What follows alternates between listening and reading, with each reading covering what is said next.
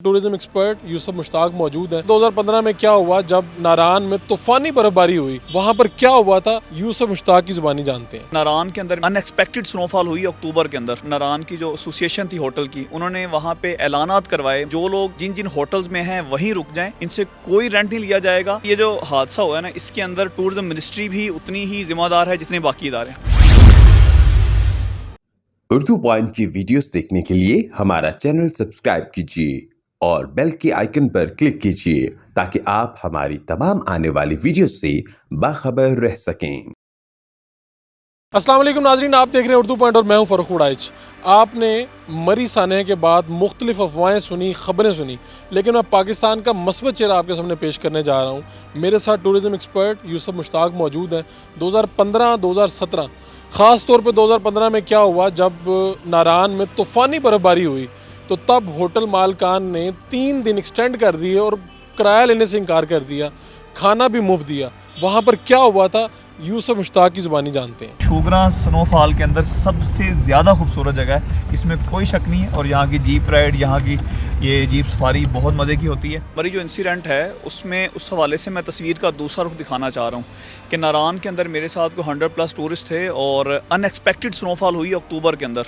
अमूमन होती नहीं है, और 3 दिन लाइव स्नोफॉल बहुत ज़्यादा हुई है और स्टक हो गए लोग, हज़ारों लोग थे।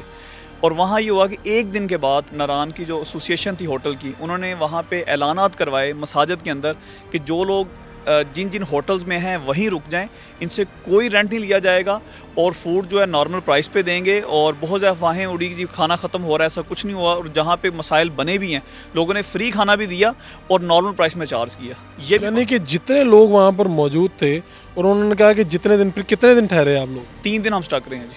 3 दिन का होटल वालों ने किराया लेने से इनकार कर दिया। बिल्कुल फ्री था। और इसी तरह एक दिन के लिए 2017 में भी हुआ था, तब भी ऐसा हुआ था, होटल फ्री कर दिया था। यानी कि ये एक्सपीरियंस तो आपने अपनी आंखों देखा, खुद आपके साथ हुआ, और आप 10-12 साल से मुख्तलिफ इलाकों में लोगों को लेके भी जाते हैं और ख़ुद भी जाते हैं, वहाँ पर सैर करने भी जाते हैं। तो क्या कहेंगे जब इस तरह का इंसिडेंट है, इससे कैसे बचा जा सकता है? देखिए, सबसे पहले तो ये होता है कि आप जब भी सियाहती इलाकों में जाते हैं, टूरिज़म पॉइंट्स पे जाते हैं, सबसे पहले ये होता है कि आपने अपनी एडवांस बुकिंग्स करवानी है। हमारे यहाँ ये अवामी शऊर देने की ज़रूरत है कि हम ऑनलाइन पिज़्ज़ा मंगवा लेते हैं, ऊबर क्रीम मंगवा लेते हैं, हर चीज़ ऑनलाइन मंगवा लेते हैं। तो आखिर क्या वजह है कि हम एडवांस बुकिंग करवा के नहीं जा रहे? अगर एडवांस बुकिंग हो तो उतने लोग ही जाएंगे जितनी कैपेसिटी है, ना पार्किंग का मसला बनेगा और ना कोई इस तरह की इश्यूज़ बनेंगे। और गवर्नमेंट भी इनको चाहिए कि जो वैली के एंट्री पॉइंट्स हैं वहाँ पे हर टूरिस्ट की रजिस्ट्रेशन हो और देखा जाए एडवांस बुकिंग है इसके पास तो जाने दिया जाए, अदरवाइज़ ना जाने दिया। ये जो वाक़या हुआ है, आपके ख़्याल में, आपने भी बताया कि इससे पहले एक आपके दोस्त का वाक़या हुआ था और इस तरह के कुछ सिनेरियो हो जाते हैं जिसमें आपको ख़ुद भी गुजरना पड़ा। क्या करना चाहिए, क्या हुआ था, पहले क्या हुआ था वो बता दें और फिर क्या करना चाहिए? देखिए, बेसिकली अब जो जितनी डेथ हुई है इसमें, तो ये अमूमन होता है ऑक्सीजन की कमी की वजह से। सर्दी लगने की वजह से भी मैं भी हुई हूँ, लेकिन ज़्यादातर जो वहाँ पे रिसर्च हुई है और यही देखने में आया कि वहाँ पे कार्बन मोनोऑक्साइड का इशू बना है। इसी तरह के हादसा पहले भी होटल्स में हो चुके हैं। इंस्टेंट गीज़र के हादसा नारान में भी और हुंजा में काफ़ी ज़्यादा हुए हैं। इसमें क्या होता है? बेसिकली होता ये है कि आप जब वहाँ पे जैसे इंस्टेंट गीज़र है वो बर्न हो रहा है और उसकी वजह से वहाँ मौजूद ऑक्सीजन ख़त्म होती है।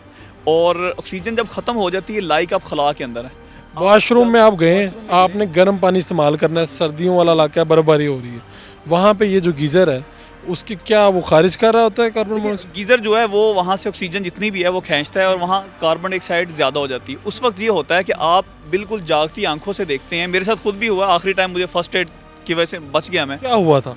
मैं वॉशरूम में नहा रहा था जी, ठीक है, एक होटल के अंदर, और अचानक मुझे सांस घुटता हुआ फील हुआ और उसान खता हो गया, गिर गया हूँ।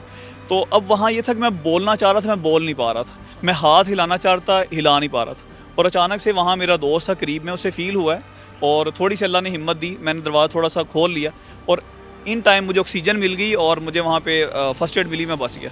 लेकिन यही इनके साथ हुआ है कि वहाँ ऑक्सीजन कम हुई है और लोग उसी हालत में जो जहाँ पे है उसकी डेथ हो गई।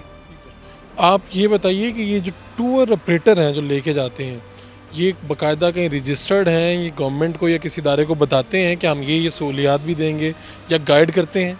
देखिए बेसिकली ये जो हादसा हुआ है ना, इसके अंदर टूरिज्म मिनिस्ट्री भी उतनी ही ज़िम्मेदार है जितने बाकी इदारे हैं। हाईवे डिपार्टमेंट है, पुलिस है। हमारे यहाँ एक DTS नाम का इदारा है, डिपार्टमेंट ऑफ टूरिज्म सर्विसेज, जिसका लोगों को पता ही नहीं है और ये एक बिल्कुल मुर्दा घोड़ा है, अपना काम नहीं कर रहा जिसे करना चाहिए। और होता ये है कि जो टूर ऑपरेटर्स हैं, टूर ऑपरेटर्स के साथ आप जाएंगे, रजिस्टर्ड टूर ऑपरेटर है, उसने सारे इंतजाम पहले से किए होते हैं और आप महफूज हैं। और एक खुशआइंद बात ये है कि इस सारे सिनेरियो में ये जो तूफ़ानी स्नोफॉल हुई है, इसमें जो लोग ऑपरेटर्स के साथ गए थे उन्हें कोई मसला नहीं बना, वो ईजी रहे हैं, उन्हें प्रॉब्लम नहीं बनी। लेकिन चंद एक वाक़यात ऐसे हुए हैं जो non professional unregistered tour operators थे, उन्होंने लोगों के साथ फ्रॉड भी किया है। अनरजिस्टर्ड भी होते हैं? बहुत सारे हैं, आप सोशल मीडिया पे चले जाएं, आपको इतने ज़्यादा पेजेस मिलेंगे। बहुत ज़्यादा ऐसे ऑपरेटर्स हैं जिनके पास कोई लाइसेंस नहीं है, कोई रजिस्ट्रेशन नहीं है। अब उसके साथ क्या होगा, आपने उनके साथ बुकिंग करवा ली है, खुदा ना खास्ता आपको अगवा कर लिया जाता है, आपको किसी ऐसे इलाके में ले जाते हैं, आपको तो पता नहीं है, आप तो टूर करने आए हैं। तो हमारे यहाँ हमेशा तब भी एक्शन लिया जाता है जब कोई इस तरह का इंसिडेंट हो जाता है। तो इस तरह बहुत दफ़ा हुआ है कि लोगों को लेके गए हैं, रात को ऑपरेटर भाग गया, छोड़ के चला गया, वहाँ बहुत सारी वीडियोज़ वायरल हुई हैं।